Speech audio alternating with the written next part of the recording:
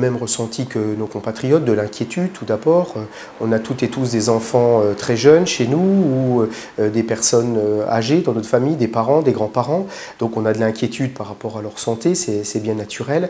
Et puis également de l'inquiétude en direction de l'hôpital public qui aujourd'hui connaît une situation particulièrement tendue avec des personnels qui sont énormément sollicités, avec des arrivées nombreuses dans chaque structure hospitalière du département des Ardennes. Donc une grande inquiétude comme tous nos compatriotes. Écoutez, il faut le dire, le département des Ardennes connaissait déjà avant l'épidémie une période difficile avec toujours plus de demandeurs d'emploi, toujours plus de misère sociale dans nos quartiers, dans nos villes de la vallée de la Meuse et de Charleville-Mézières. Beaucoup de structures sont aujourd'hui fermées, les gens ne sortent plus. Les petits commerces, beaucoup de petits commerçants m'ont sollicité également ces derniers jours pour me faire part de leurs inquiétudes, à quelques jours aussi de Noël. Et c'est pour ça qu'il y a quelques jours à l'Assemblée, on a eu l'occasion de répondre à Olivier Véran concernant cette inquiétude en direction du petit commerce qui ne comprend pas qu'on laisse ouverts des supermarchés avec des centaines de personnes qui rentrent dans ces supermarchés. Moi, je pense que les mesures qui ont été instaurées vont être insuffisantes parce qu'on arrive aussi à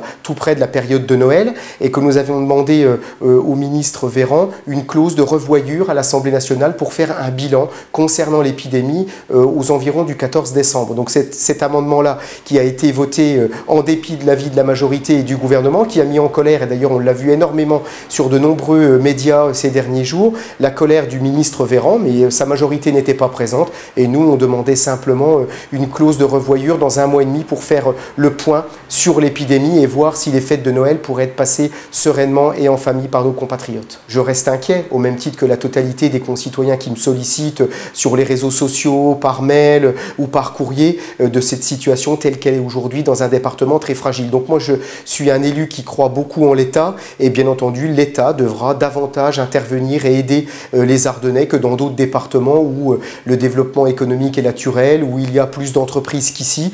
Ici il y a des populations fragiles, des populations âgées, des jeunes aussi en recherche un petit peu d'emploi, en manque de repères. Il faudra que l'État y mette les moyens et moi en tant que député, quelles que soient les sensibilités politiques, je soutiendrai toutes les mesures qui iront dans le bon sens. Je vois quand même beaucoup de gens qui respectent dans les rues. On sait que dans les communes de plus de 2000 habitants, aujourd'hui, le port du masque est obligatoire. On demande aussi aux enfants, aux collégiens, aux lycéens et aux enfants maintenant à partir de 6 ans dans les écoles primaires de porter des masques. Donc je vois quand même aussi sur le terrain beaucoup de commerçants qui ont fait des efforts aussi dans leurs magasins avec des structures en plexi, des gants, enfin il y a énormément de mesures qui ont été prises par ces petits commerçants.